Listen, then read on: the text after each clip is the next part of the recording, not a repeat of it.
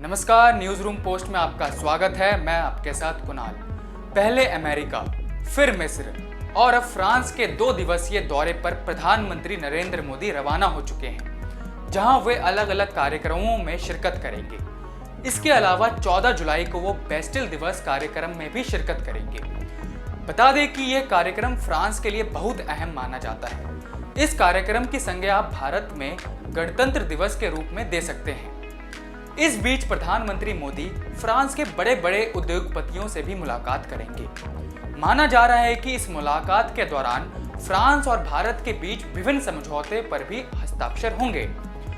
इस दौरान पीएम मोदी ने फ्रांस के अखबार लेस इकोस को दिए इंटरव्यू में अलग अलग मुद्दों पर अपनी राय साझा की। आइए आपको बता देते हैं कि उन्होंने क्या कुछ कहा है अपने इंटरव्यू में। पीएम मोदी ने फ्रांसीसी अखबार को दिए इंटरव्यू में कहा कि लंबे समय से ग्लोबल साउथ को नकारा जा रहा है। इसी की वजह से ग्लोबल साउथ से जुड़े देशों में इसे लेकर दर्द भी देखने को मिलता है। लेकिन अफसोस, आज तक इन देशों के हित की दिशा में वैश्विक मंच पर कोई आवाज नहीं उठाई गई है। इस बीच प्रधानमंत्री ने संयुक्त राष्ट्र सुरक्षा परिषद में भारत की स्थायी सदस्यता की भी वकालत की। इसके अलावा पीएम मोदी ने भारत की उभरती अर्थव्यवस्था पर भी अपने विचार व्यक्त किए।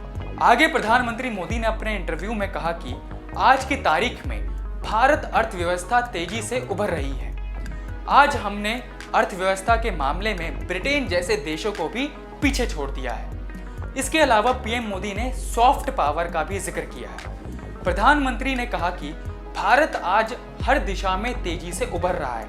शायद ही ऐसा कोई क्षेत्र होगा जिसमें हमने कोई नए कीर्तिमान स्थापित न किए हों। पीएम मोदी ने कहा कि देश के सिनेमा और संगीत की वैश्विक पहुंच, आयुर्वेद चिकित्सा के लिए नई पहलों और योग की दुनिया भर में सफलता का जिक्र कर कहा कि ये सब भारत की सॉफ्ट पावर को दिखाता है। इस बीच पीएम मोदी से सवाल किया गया कि भारत विश्व की सर्वाधिक जनसंख्या वाला देश बन चुका है, तो ऐसी स्थिति में वैश्विक स्तर पर भारत की स्थिति कैसे बदलेगी। तो इस पर पीएम मोदी ने जवाब देते हुए कहा कि भारतीय सभ्यता हजारों साल पुरानी है। भारत में किसी अन्य देश की तुलना में सबसे ज्यादा आबादी रहती है और ऐसी स्थिति में युवाओं की अप्रतिम प्रतिभा का इस्तेमाल करके देश को विकसित करने की रूपरेखा तैयार की जा सकती है। भारत की सर्वाधिक युवा जनसंख्या हमारी संपत्ति है, जिसे अब हम आने वाले दिनों में देश के विकास के लिए इस्तेमाल करेंगे। इस बीच पीएम मोदी से भारत से अमेरिका के संबंधों को लेकर भी सवाल किया गया, जिस पर उन्होंने कहा कि निसंदेह पिछले कई वर्षों से भारत और अमेरिका के बीच रिश्ते गहरे होते जा रहे हैं। प्रधानमंत्री ने कहा कि पिछले 9 वर्षों में मैंने खुद व्यक्तिगत स्तर पर अमेरिका के साथ भारत के रिश्ते को सकारात्मक रूप देने की दिशा में कदम उठाया है। इसके अलावा इंटरव्यू में पीएम मोदी से चीन भारत के रिश्ते को लेकर भी सवाल किया गया था। दरअसल प्रधानमंत्री से सवाल किया गया कि पिछले कुछ वर्षों में चीन ने डिफेंस पर अपने खर्च बढ़ा दिए हैं, तो क्या आप इसे भारत के लिए एक चुनौती के रूप में देखते हैं,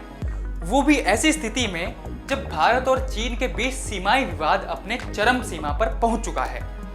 कई दौरों की वार्ता के बावजूद भी इस तनाव में कोई कमी नहीं आई है।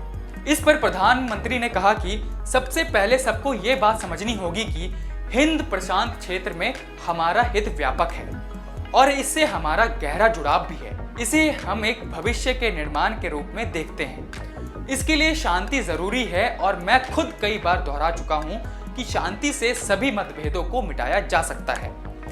इसके अलावा पीएम मोदी ने लगे हाथों भारत और फ्रांस के रिश्ते पर भी अपनी राय साझा की, जिसमें उन्होंने कहा कि दोनों देश इंडो पैसिफिक क्षेत्रों को प्रभावित करने वाली साझेदारियों में से एक है। हमारे बीच संबंध मधुर है और आगे भी रहेंगे। इस दिशा में हम लगातार कदम उठा रहे हैं। तो ये थे प्रधानमंत्री मोदी से इंटरव्यू में पूछे गए सवाल और दिए गए प्रधानमंत्री के जवाब। तो आपको ये वीडियो कैसे लगी, अपने सुझाव कमेंट बॉक्स में जरूर दें और देखते रहिए न्यूज़ रूम पोस्ट।